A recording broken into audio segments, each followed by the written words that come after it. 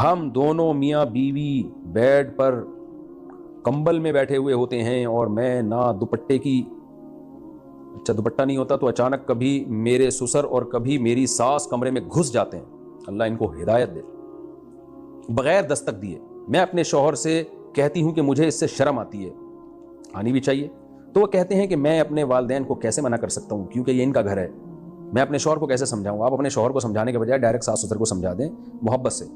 بولیں انکل ہم کمرے میں بیٹھے ہوتے ہیں شوہر کے ساتھ، میاں بیوی تو بے تکلف ہوتے ہیں، گپیں مار رہے ہوتے ہیں، بے تکلف ہو کے بیٹھے ہوئے ہوتے ہیں، تو ویسے بھی کسی کے کمرے میں جب لڑکا بالغ ہو جائے نا تو باپ کو بھی نہیں چاہیے کہ وہ دھاڑ کر کے کمرے میں داخل ہو، یہ اس کو بھی چاہیے کہ نوک کر کے آئے، قرآن کا حکم ہے، اللہ نے فرمایا کہ جب بھی کہیں جاؤ تو اجازت لے کے جاؤ، تو اس لیے اس کو پہلے بتا دیں ساس سسر کو، ان دونوں کو پہلے آپ محبت سے، پہلے میاں کو بولیں کہ آپ خود ہی بتا دیں، محبت سے سمجھا دیں، میاں صاحب نہیں بتا رہے تو آپ بہت ہی رسپیکٹ کے ساتھ کہ سسر صاحب آپ میرے باپ کی طرح ہیں،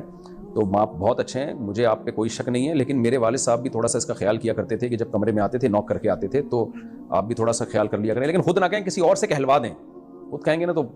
ایسی جنگ شروع ہوگی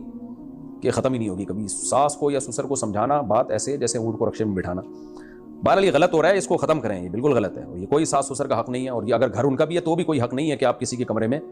ایسے گھسائیں، یہ جائز نہیں ہے، اور آپ کا شرم آنا بالکل ٹھیک ہے، حیا جن خواتین میں ہوتی ہے ان کو یہ عمل برا لگتا ہے، یہ تو اچھی بات ہے، اللہ نے آپ نے حیا رکھی ہے، آج کل تو حیا ہی مارکیٹ سے شارٹ ہوتی جا رہی ہے، نام بس حیا رکھا جا رہا ہے، حیا ہوتی ہے نہیں اندر، الحیا جزء من الایمان، حدیث میں آتا ہے حیا ایمان کا حصہ ہے، تو شرم و حیا ہونی چاہیے، ہم کوئی انگریز تھوڑی ہیں۔